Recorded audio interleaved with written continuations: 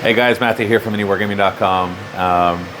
Recording from our printing room for the FDM printers. They're all spooling up and printing, starting to print actually the first pledges for our Kickstarter for the Ruins of Drakenfell. Sorry if it's a little noisy in here. That's just I just like to have it as a backdrop anyways, so hopefully you can still hear me fine. I'm super excited. First off, as we head into the weekend, thank you so much to everybody who has backed us. It's meant the world to me because it means I get to do more of these. So we're already starting to work on concepts for the next set of terrain, which will be on the sci-fi side of things, although continuing maybe the story of Drakenfell, as you'll find out. Just about done finishing our recording the Deathwatch Drakenfell campaign as well, narrative campaign. Anyways, rambling Matthew here from MiniWargaming.com. What I want to talk really quickly about is making a how to get into 3D printing course. Now I know there's already a million videos out there, so if you want to Google it, you can find the information. But I've found that as I've gotten older, I've always appreciated when somebody puts together, especially if it's free, which this one would be, a series of videos or articles that just help you get through all the steps without having to do all the hunting for information yourself. And also the information changes so often that it would be nice to have in kind of one place the most recent, like what's the best printer, how to find the best files, mistakes to avoid, because it changes. Like when I started 3D printing just a few years ago, I remember the headaches I went through in figuring out the best printer to get. And just in the time that I've been 3D printing, it's changed so much, and there's always new ones coming out. There's always, figuring out which one's the best one. And so like even if you were to Google the best printer for 3D printing terrain, unless the videos within the past few months and done by somebody who actually prints tons of terrain, it might not have the perfect information. It'll probably have enough to get by. Like people will swear by whatever printer they happen to have that's working for them, and maybe it would work. But I don't know. I found that I have graduated from wanting 3D printing to be a hobby, and instead I want what I print to be the hobby. And what I mean by that is, when I first got into 3D printing, the big part of the hobby was learning how to 3D print, learning how to maintain the machine, how to level the machine, how to do all the different proper maintenance to make sure that it runs smoothly. And like that's still part of it, but it's kind of like having a car that, you don't have to be a mechanic to have a car, and yet the early days of 3D printing, you kind of needed to be a mechanic or an engineer to have 3D print. And I'm not trying to dissuade anybody away from it, because that's no longer the case. It's actually a lot easier now than what it has been. There's still minor things that you have to understand about how to maintain the machines, just like you have to understand how to fill up the gas in your car and you know when to go for an oil change, or how to do it yourself if you really want to save that money. But you don't want that to be the main thing that you do with your car. You don't want the maintaining of the car to be the main thing, unless that's like what you're into. But the majority of people want a car and they just want it to run and they just want to use it for what it's for. And so 3D printing is the same kind of way. You can spend so much time just figuring out how to 3D print and all the best everything to do that, rather than just the thing that you're really wanting, which is the thing that you get to 3D print. And so for me, I love terrain, but the amount of hair that I pulled out, see, it's all gone, it's growing back. Learning how to do it, and just little things too. Like I discovered, it took a while to figure this out, because I just figured that, if a file looks good, like when I see the render of some terrain, that looks awesome, I'm going to 3D print that, and didn't know what to look out for. I found out later on that a lot of people who make digital files for printing don't even actually test them, and so they might not actually even print well or have ever printed well. And that was a bit of a revelation, because I just took it for granted that if somebody knew all these skills to make something so beautiful and have the talents to do that, that they would also understand what it is that they would avoid so that it could print properly with the least amount of headache. And there's just so many things that over time we have learned to do and have been able to expand and continue expanding. We're probably going to have to expand even further with this Kickstarter, with how many people have been backing it, to get even more printers. And just knowing how to do it the most efficiently, the most cost effectively, the most time effectiveness, because we don't want to be wasting our time in all sorts of unnecessary maintenance. and everything else that there has to be with that. And so, like, I know that some people watching this video will be like, well, what's Matthew talking about? It's super easy. And you're not wrong. It's not hard to get into 3D printing, but it can be daunting.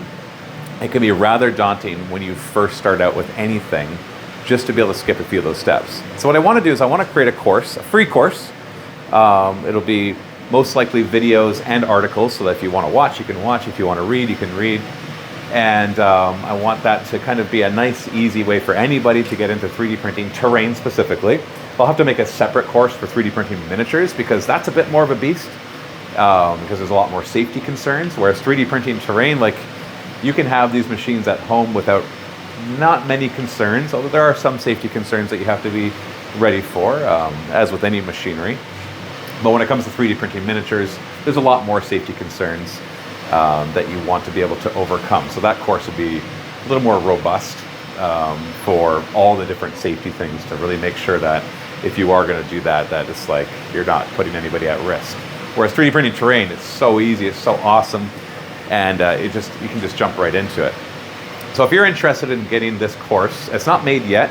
I'm actually seeing if there's enough people interested, and so you can sign up to be notified. I'll put a link below. You just put your name and email address in, and that'll let me know. Like, if I only get like 10 people signing up, well, I'm not going to put all the effort in. But if I get tons of people signing up, well, then I'm like, okay, this is something that people really want, and it's worth me putting that time and effort into compiling the right information for you, so that you can have the best chance of really be able to get into 3D printing terrain, and be able to have fun like I do, and just making stuff. And once you know how to 3D print it yourself, you can do it so cheap.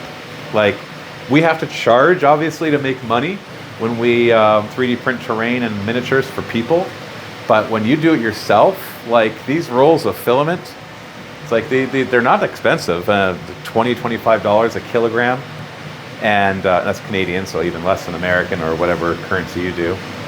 And you can print so much terrain from one roll of filament. It's just time. It just takes time. If you have one printer, it's going to take a while to print a bunch of terrain. But you just run them and you walk away, and then they make terrain. And it's amazing. You know, technology is amazing. And so if that's something that you want, then go ahead and click that link. So you can be notified. And then I'd love your feedback as well. There will be a way for you to give feedback once you sign up. But also, if you just want to leave a comment below saying, well, if there was to be a video course, I'd really want it to cover fill in the blank, specifically about 3D printing terrain. Of course, if you want to give details saying, well, I'd love to get into 3D printing miniatures, and I'd need that course to cover that too. And I'll eventually get there. But because we're focusing obviously on the Ruins of Drakenfell Kickstarter, I want as many people as possible to be able to get into 3D printing terrain. So, you know, I'll give you a little insider secret here. One of the reasons that I'm making this course is because I want to convert as many of you into 3D printers as possible, so that more of you want to buy the files that we create that are for terrain, which is why I'm doing it for free, and also just because I think it'll be a good way to kind of spread that information. So, you know, there is maybe some ulterior motives here, that if I can get even more of you guys printing terrain, then you're going to want, some of you will want to buy the terrain that we create in this Kickstarter and future ones as well. And so, you know, I'm not ashamed to admit that there are motives behind running a business that include maybe making some money, so that then I can continue running this business, which is a whole lot of fun. So yeah, go ahead, check out the link below, leave a comment of what you'd be interested in learning about, and any future types of stuff that you'd like to see related to this. And if you haven't done so yet, check out the Kickstarter for the Ruins of Drakenfell.